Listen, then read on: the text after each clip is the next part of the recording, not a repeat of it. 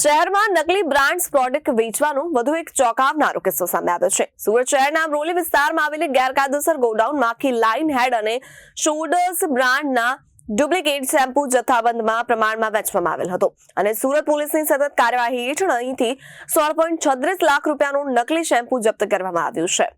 Police તપાસમાં ખુલ્યું છે કે આ ગેરકાયદેસર પ્રવૃત્તિ છેલ્લા 8 વર્ષથી ચાલી હતી। આરોપીઓ વિવિધ જાણીતી ઈ-કોમર્સ પોર્ટલનો ઉપયોગ કરી નકલી શેમ્પુ વેચતા હતા। ગ્રાહકે એક પર એક ફ્રી જેવી લાલચપૂર્ણ સ્કીમ દ્વારા આ શેમ્પુ ખરીદતા હતા। જાણો કે તેઓ મૂળ બ્રાન્ડના પ્રોડક્ટ ખરીદી રહ્યા છે। હકીકતમાં તેઓમાં વાળ અને ત્વચાને નુકસાન પહોંચાડવાનો નકલી શેમ્પુ તેમના સુધી પહોંચતો હતો।